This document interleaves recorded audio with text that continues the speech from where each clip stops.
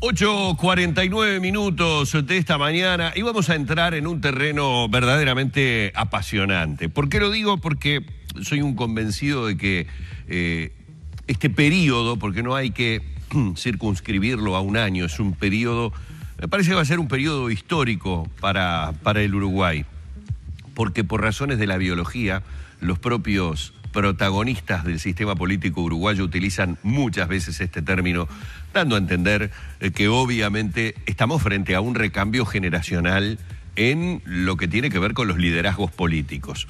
Entonces es muy, pero muy interesante el ir haciendo un análisis a lo largo de estos años de los ascensos y o descensos que en la gente, que en la imagen que ellos generan para la gente van teniendo los diferentes líderes políticos. Entonces, está muy bueno recibir hoy a Eduardo Botinelli, director de Factum, a propósito justamente de los resultados de una encuesta en ese sentido con respecto a la imagen de los diferentes líderes políticos y analizar a ver qué cambios se están generando en las popularidades o en la imagen que el ciudadano recibe de cada uno de ellos, porque en definitiva me parece que estamos hablando de los sub-20 que van a pasar a ser en definitiva los que van a ingresar a la mayor en breve, o de repente ya ingresaron y uno no se dio cuenta. Bienvenido, Eduardo, un placer realmente que hayas aceptado la invitación de venir aquí. Muchas gracias a ustedes por la invitación. Yo creo que lo primero para definir y no entrar en errores con respecto a lo que vamos a hablar es,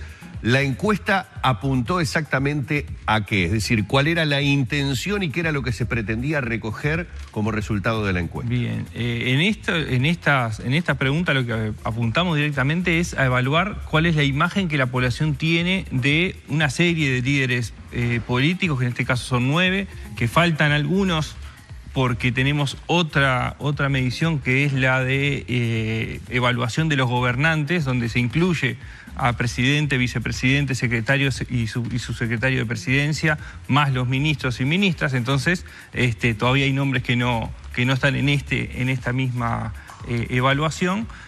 O sea, las figuras del Poder Ejecutivo acá están por fuera, digamos. Están por fuera, ¿no? Y bueno, y probablemente falten otros, que hay limitaciones de espacio, de lugar y movimientos que se van dando en la misma política que llevan a que esos nombres vayan cambiando, ¿no?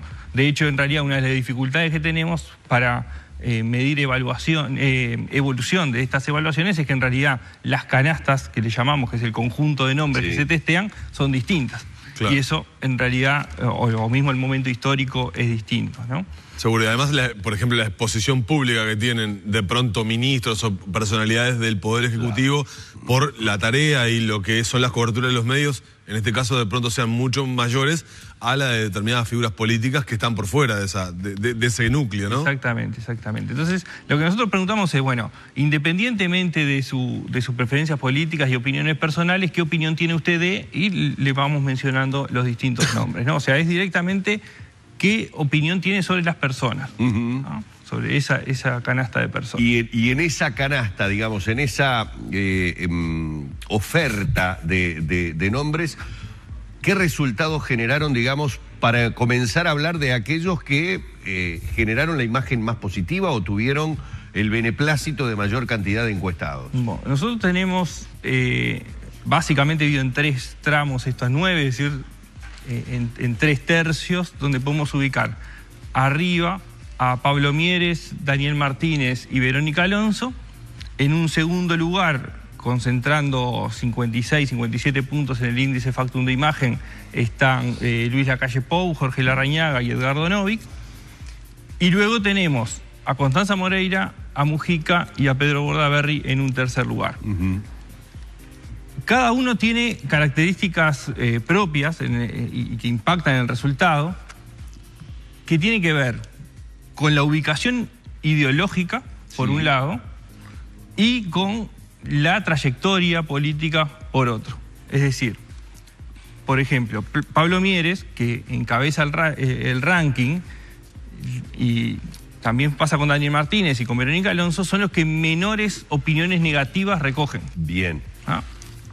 Ahora, eso, trasladarlo a votos, no es lineal. No es lineal. El caso de Mieres, por ejemplo, es bastante claro, ¿no? Digo, porque el Partido Independiente ronda en un 3, 4%, ¿no? De intención de voto.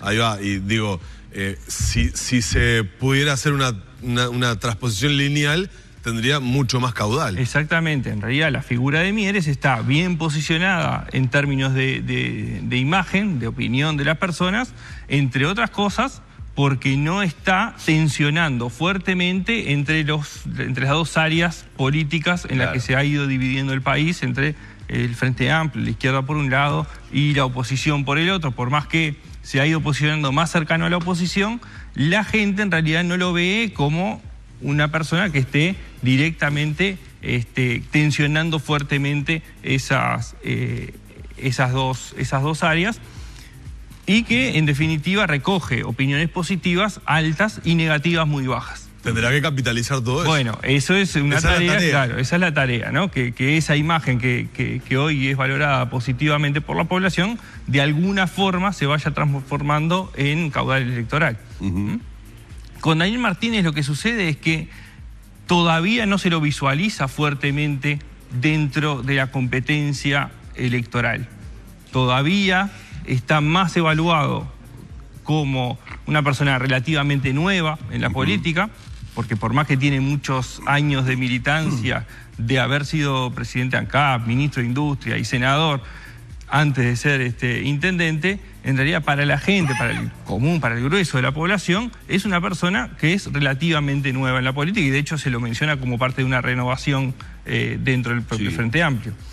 Entonces, visualizado desde ese lugar, tampoco se posiciona en la zona más fuerte donde se tensionan las áreas, ¿no? Claro, ahí probablemente si eso sucediera podría caer un poco ese, digamos, esa mirada que tiene la población sobre la figura de Martínez hoy. Es decir, si se transformara en el candidato del Frente Amplio, esa encuesta podría cambiar. Probablemente sí, porque probablemente desde los votantes del área tradicional empieza a estar más antipatía. Críticos. Exactamente. De todas maneras tiene, me parece a mí, una diferencia, ya que estamos comparando entre los encuestados con menos resistencia, una diferencia importante con Mieres, que es el hecho de que Martínez está en un puesto, en un cargo como intendente de Montevideo, que es siempre, absolutamente siempre, un cargo repleto de críticas. Los montevideanos tenemos una enorme cantidad de críticas. El karma de la basura. Siempre, claro, el tema de la basura, el boleto, esto, lo otro.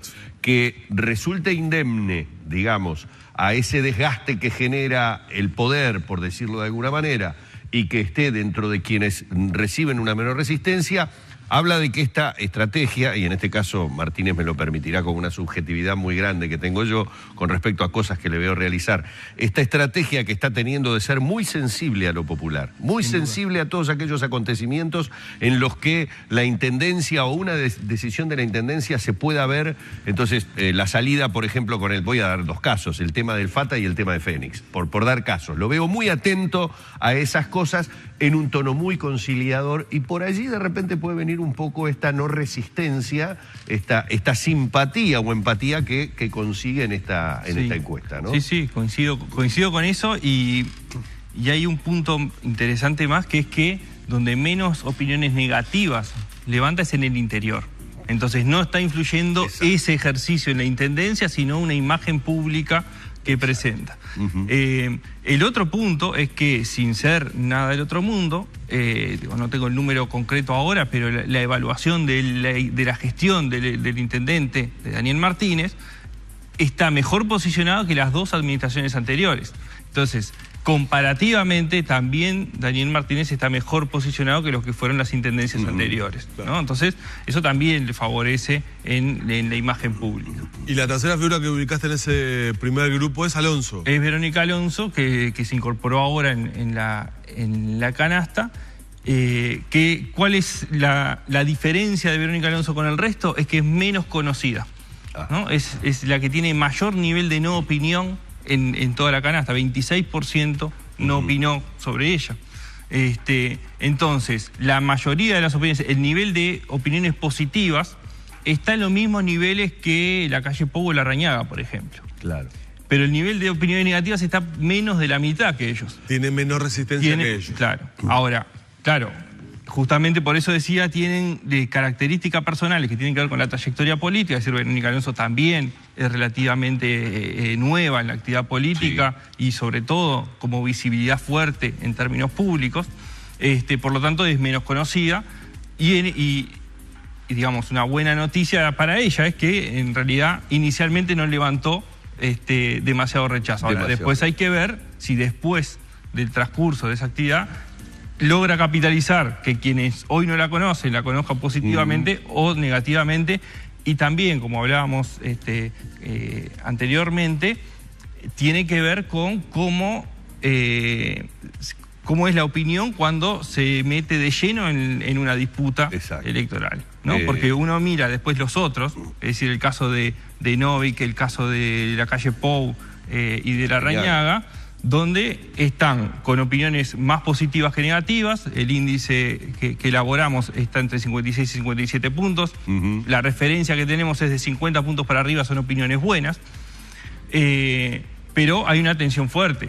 Una cosa es lo que opinan los votantes del Partido Nacional, una imagen mucho más positiva, y otra cosa es lo que opinan los del Frente Amplio, que es mucho más negativo.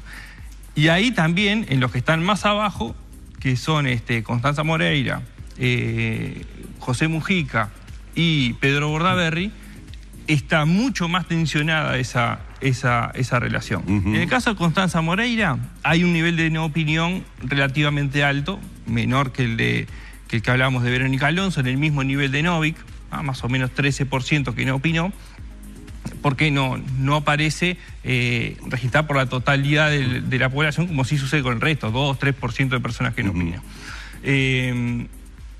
En el caso de Constanza Moreira, siendo un poco menos conocida, tiene opiniones más bien positivas dentro del Frente Amplio, aunque tiene un ala dentro del Frente Amplio que no tiene una imagen positiva, pero sobre todo despierta posiciones negativas en los votantes de los partidos tradicionales. Y los casos de Mujica y de Pedro Bordaberry son casi que inversos, es decir, teniendo una imagen positiva de casi 87 puntos en el Frente Amplio, Mujica tiene una imagen de 17 puntos entre los votantes de los partidos tradicionales. Es decir, es un rechazo muy fuerte, una imagen muy negativa desde los votantes de los partidos tradicionales hacia Mujica. Y lo mismo sucede con Bordaberry. ¿Cuál es la diferencia? Mujica tiene todo un ala que lo apoya, no toda, pero digamos, los votantes del Frente Amplio son un ala.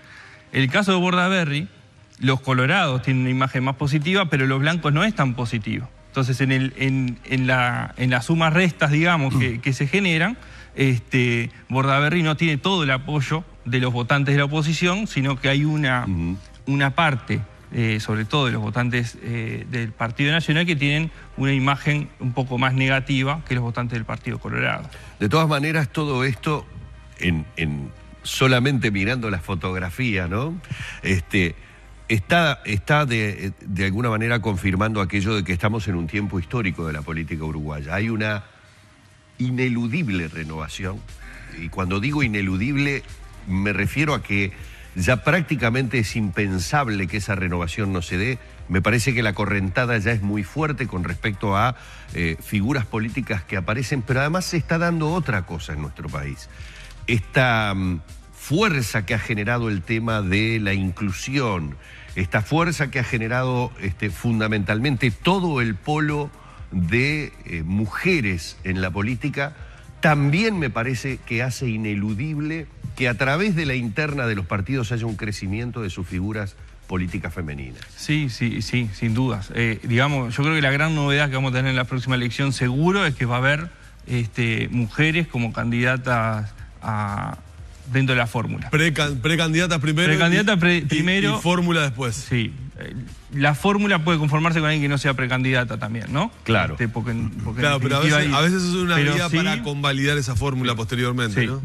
Todo depende de cuáles sean las reglas de juego, digamos, dentro de los partidos. Por eso es tan importante saber quiénes obtienen la menor resistencia, o por lo menos quiénes van teniendo las menores opiniones negativas. Bueno, ese es un camino, sin dudas. O sea, conocer, a ver, para definir una fórmula tiene que ver, obviamente, la imagen pública, pero tiene que ver también el capital político. Es decir, no es un juego sencillo, y de hecho, en realidad, parte de las excusas, digamos, en términos entrecomillados, que se han puesto para que las mujeres no lleguen al cargo, es que no tenían el capital político suficiente, la trayectoria política suficiente para ocupar los cargos.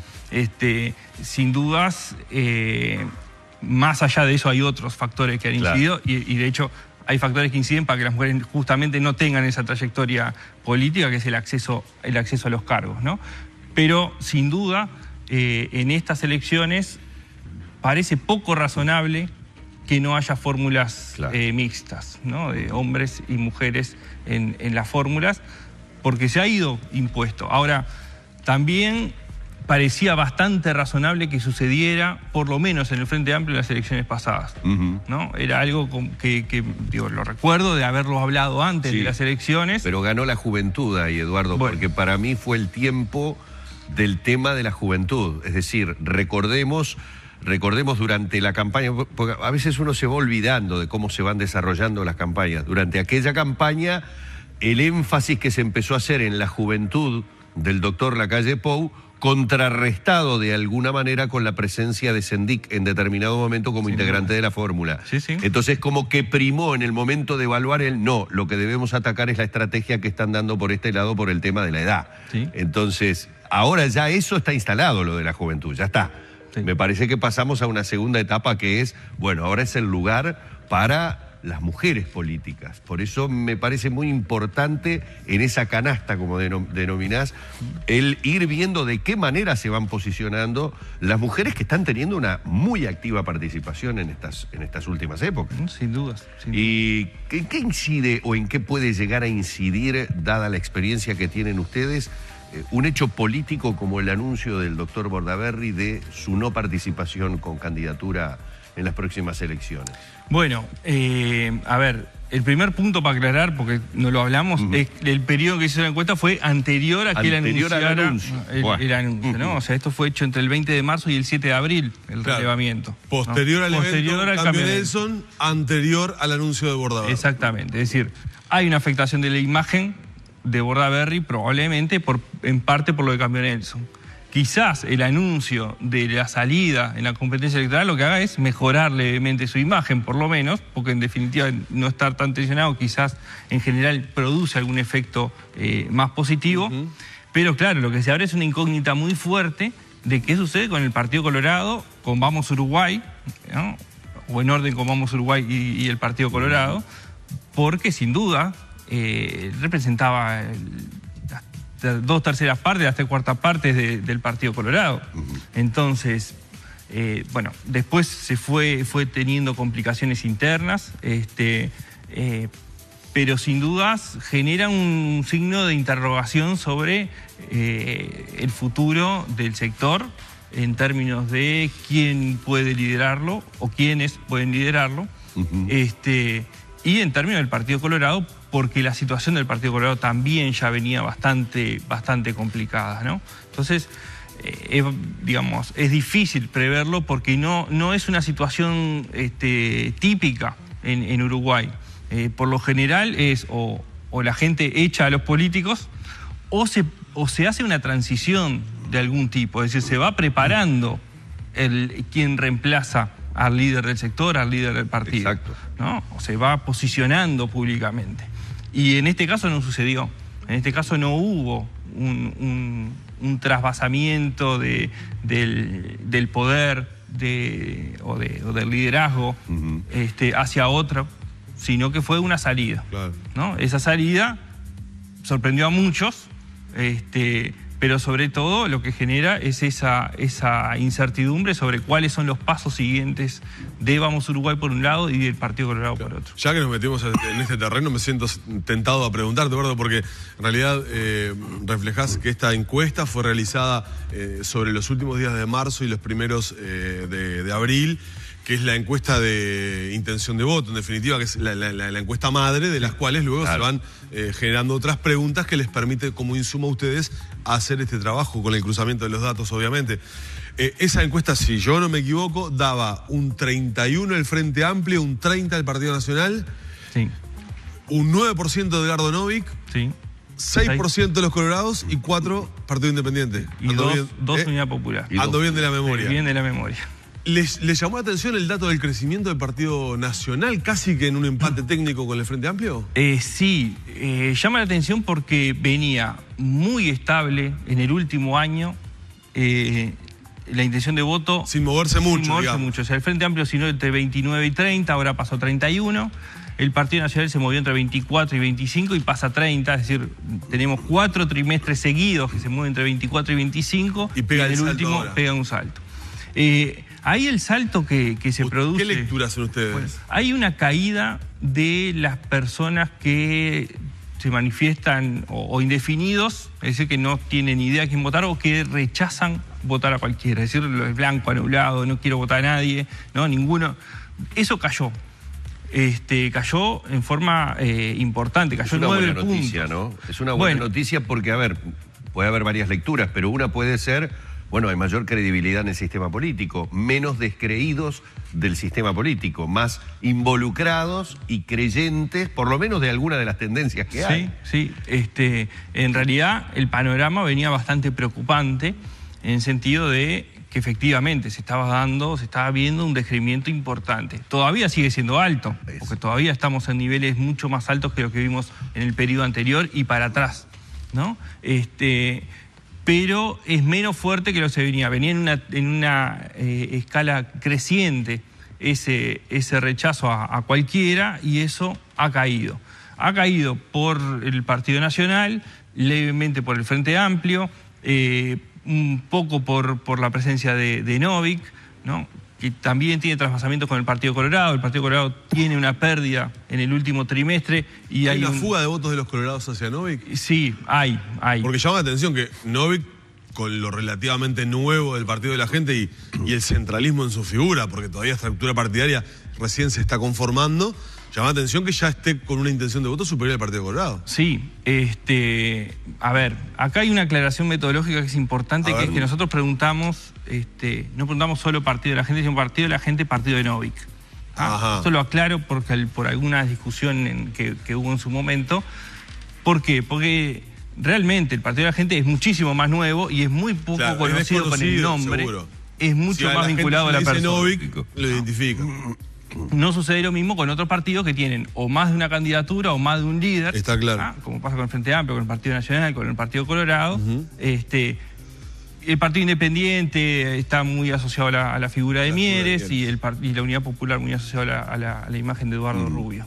Pero entonces se da esa caída de las personas refractarias que le llamamos o indefinidas, que provoca estos movimientos.